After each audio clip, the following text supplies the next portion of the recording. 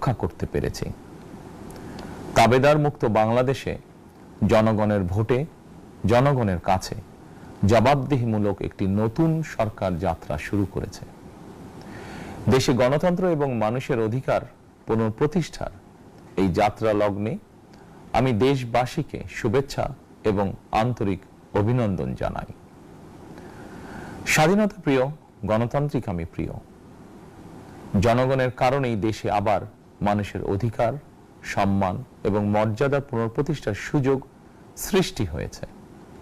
আমি দেশবাসীর উদ্দেশ্যে একটি বার্তা দিয়ে বলতে চাই, মুসলমান, হিন্দু, বৌদ্ধ, খ্রিস্টান তথা দল, মত, ধর্ম, বর্ণ নির্বিশেষে পাহাড়ে কিংবা সমতলে বসবাসকারী এই দেশ আমাদের সবার।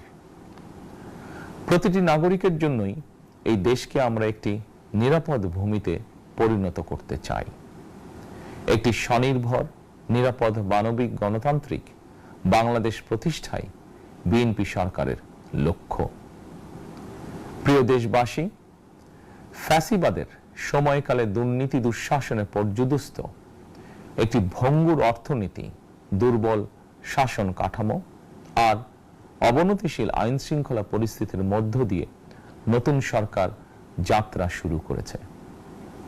আইন শৃঙ্খলা পরিস্থিতির উন্নয়ন এবং কঠোরভাবে দুর্নীতি নিয়ন্ত্রণের মাধ্যমে জনগণের মনে শান্তি, নিরাপত্তা ফিরিয়ে আনাই হচ্ছে আমাদের সরকারের প্রধান অগ্রাধিকার।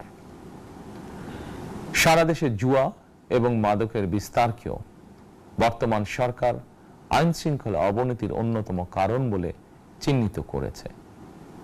সুতরাং জুয়া এবং মাদক নিয়ন্ত্রণে আইন শৃঙ্খলা বাহিনী সব রকমের কঠোর পদক্ষেপ গ্রহণ করছে।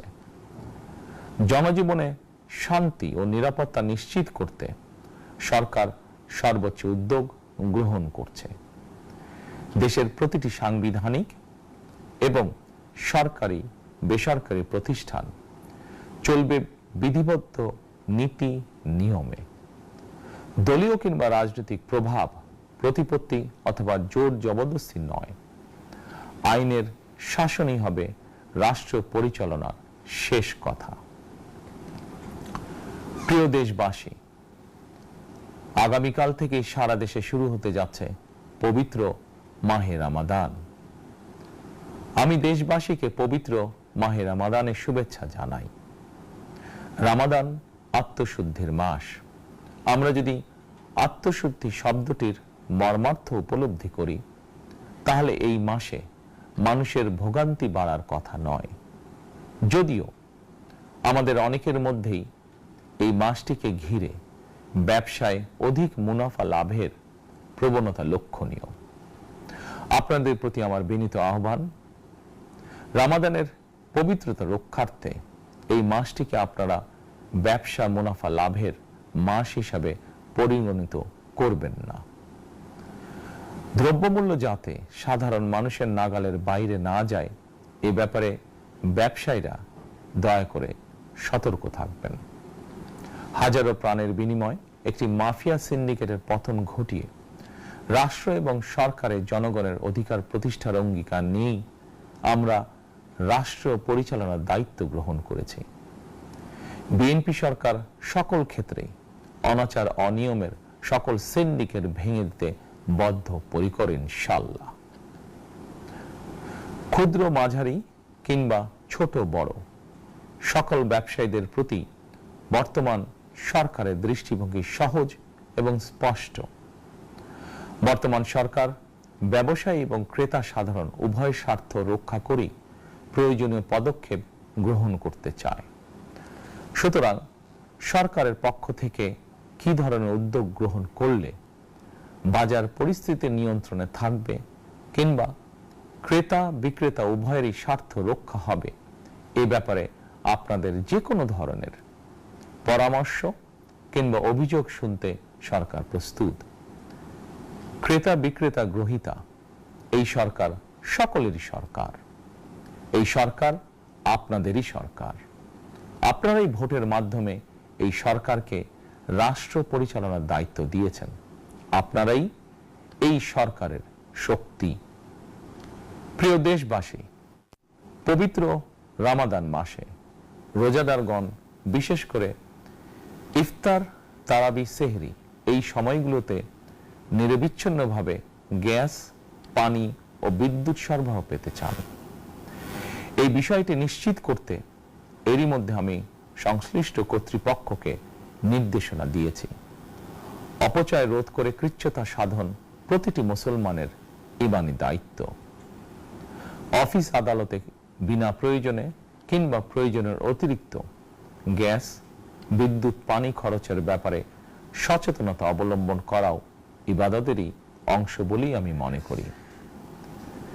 দেশের সকল সরকারি, বেসরকারি কর্মকর্তা, কর্মচারী এবং জনসাধারণের প্রতি কৃচ্ছ্রতা সাধনের আহ্বান জানানোর আগে আমি সরকারের মন্ত্রী এবং বিএনপি সংসদ সদস্যদেরকে দিয়েই একটি দৃষ্টান্ত স্থাপন করতে চেয়েছি।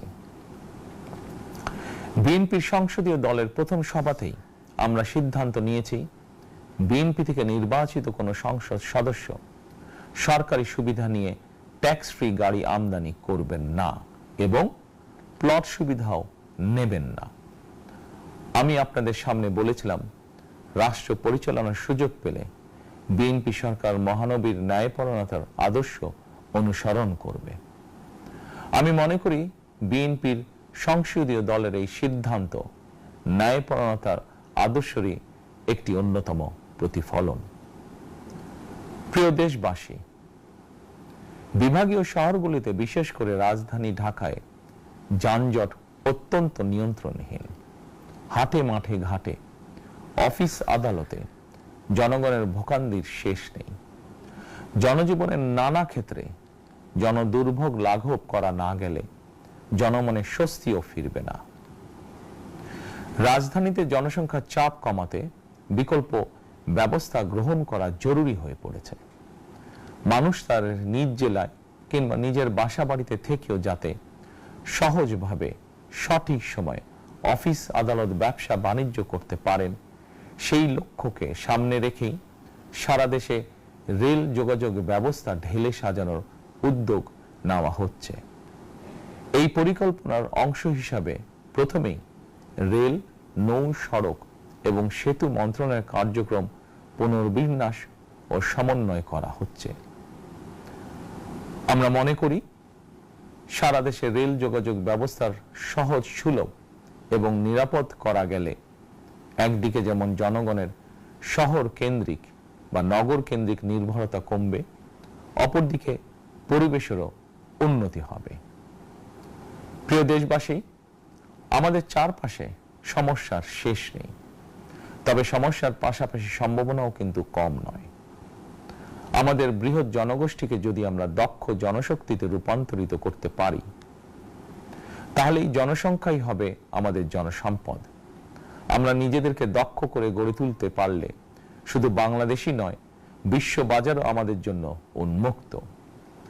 তথ্য প্রযুক্তির সিঁড়ি বেয়ে বিশ্ব এখন কৃত্রিম বুদ্ধিমত্তার যুগে প্রবেশ করেছে। প্রযুক্তির এই প্রতিযোগিতামূলক বিশ্বে সম্মান এবং স্বচ্ছতার সঙ্গে টিকে থাকতে হলে আমাদেরকে কোনো না কোনো একটি বিষয় বা কাজে পারদর্শী হতে হবে। দেশের কোটি কোটি শিক্ষার্থী এবং তরুণ যুবশক্তির উদ্দেশ্যে বলতে চাই, মেধায়, জ্ঞানে, বিজ্ঞানে নিজেদেরকে যোগ্য করে গড়ে তোলার জন্য যত রকমের সহযোগিতা দেওয়া যায় সব রকমের সহযোগিতা দিতে বর্তমান সরকার প্রস্তুত। কর্মসংস্থান এবং কর্ম পরিবেশ নিশ্চিত করার সুনির্দিষ্ট অঙ্গীকার নিয়ে বর্তমান সরকার যাত্রা শুরু করেছে। প্রিয় দেশবাসী, দীর্ঘ 18 বছর পর দেশে ফিরে গত বছর 25শে ডিসেম্বর আমি বলেছিলাম, দেশ এবং জনগণের জন্য আই হ্যাভ এ প্ল্যান। 12ই ফেব্রুয়ারি জাতীয় নির্বাচনের আগে দেশের বিভিন্ন স্থানে ঘুরে আমার প্ল্যান, পরিকল্পনার অনেক কিছু আমি আপনাদের সামনে তুলে ধরেছিলাম। আপনারা স্বাধীনতার ঘোষকের প্রতিষ্ঠিত দল বিএনপিকে ভোট দিয়ে রাষ্ট্র পরিচালনার দায়িত্ব দিয়েছেন, সকল পরিকল্পনা বাস্তবায়নের সুযোগ দিয়েছেন। এখন এই সুযোগকে কাজে লাগিয়ে সকল অঙ্গীকার পূরণ করার দায়িত্ব বিএনপি সরকারের। আমরা আমাদের পরিকল্পনা এবং প্রতিশ্রুতি বাস্তবায়নের কাজ শুরু করে দিয়েছি ইনশাআল্লাহ। অঙ্গীকার পূরণের এই যাত্রা পথে আমরা ভবিষ্যতের দিনগুলোতেও আপনাদের অব্যাহত সমর্থন প্রত্যাশা করি। প্রিয় দেশবাসী, সরকার প্রধান হিসাবে আমি দেশবাসীর উদ্দেশ্যে একটি বিষয়ে প্রতি দৃষ্টি আকর্ষণ করে বলতে চাই।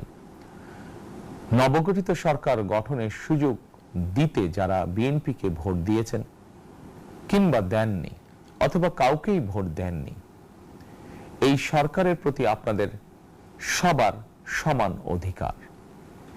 বিএনপি সরকার বিশ্বাস করে দল মত ধর্ম দর্শন যার যার, রাষ্ট্র সবার। এই দেশে এই রাষ্ট্রে একজন বাংলাদেশী হিসাবে আপনার আমার আমাদের প্রতিটি বাংলাদেশী নাগরিকের অধিকার সমান। প্রিয় দেশবাসী, আল্লাহ আমাদের সবাইকে নিরাপদ এবং সুস্থ রাখুন।